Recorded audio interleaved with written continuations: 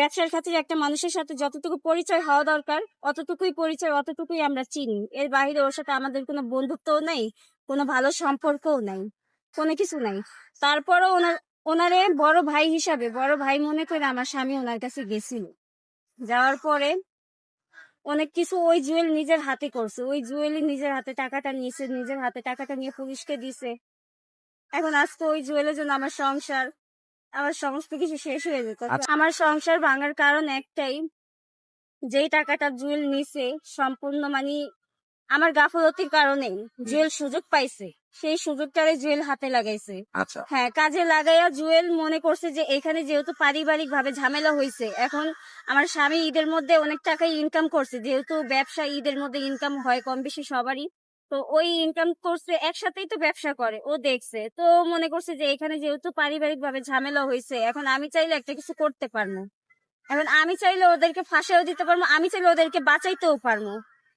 মানে কি এমন একটা প্যাচ পেয়েছে আপনাদের ভিতরে ফাঁসায় দেওয়ার বিষয়টা আইলো, সেটা একটু যদি বলতে। ফাঁসায় দেওয়ার বিষয়টা আসে ওইখান থেকেই, ওই যে পুলিশ বলছে, সোহেল রানা সে বলছে যে তোরে আমি চালান দিয়ে দিব। ওই যে বললাম না, কি কারণে চালান করবে? আপনার হাজবেন্ড কি অবৈধ কোনো কিছু করে নাকি?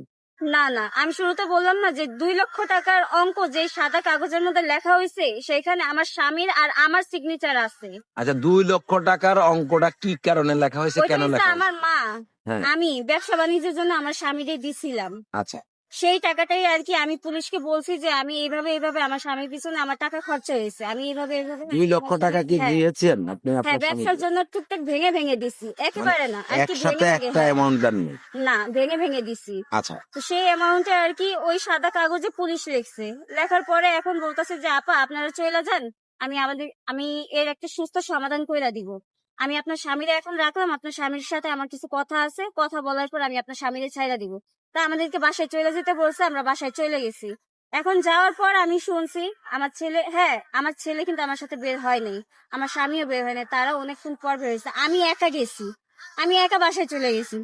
তো তখন এই ঘটনাটা ঘটছে, আমার 8 বছরের ছেলেরে আটকে রাখছে, আটকে রাখা জিমিকে রাখা তারে পাঠাইছে টাকা নেওয়ার জন্য।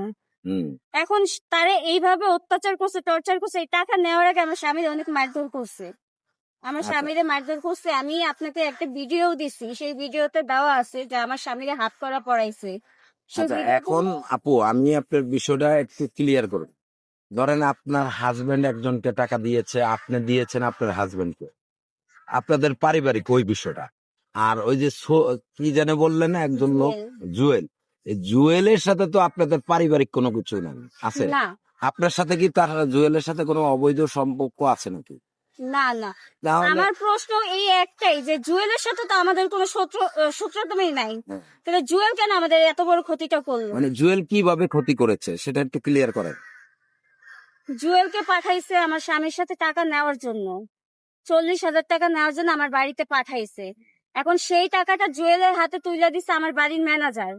তো সেই জুয়েল টাকাটা নিয়ে থানায় গেছে, থানায় যাওয়ার পরে ওই পুলিশের হাতে জুয়েল টাকাটা দিছে, এবং দেওয়ার পরে আমার ছেলের সামনে দাঁড়ানো, আমার ছেলের সামনে বলতেছে যে স্যার আপনি আমার 1,000 টাকা দিলেন, আমি আপনার 40,000 টাকা দিলাম, আইনা আপনি 1,000 টাকা দিতেছেন। এটা আমার ছেলে নিজে বলছে, আমার ছেলের সামনেই। পরে আমার স্বামী ওরে জিজ্ঞেস করছে, ভাই আমি আপনার নিয়ে গেলাম আমি সমাধানের জন্য, অথচ আপনি সামান্য 1,000 টাকা খাওয়ার জন্য আপনি পুলিশের পক্ষে গেলেন গা, আপনি আমারে ফাঁসা দিলেন, আপনি পুলিশের পক্ষে গেলেন, আপনি এটা কেন করলেন? আপনি যদি চাইতেন আমি আপনার 3,000 টাকাই দিতাম, তাও আপনি ন্যায় বিচারটা করতেন, আপনি ন্যায় বিচারের দিকে থাকতেন। আজকে পুলিশ ঘুষ খাইতে আপনি সেই জায়গায় আপনি কেন গেলেন?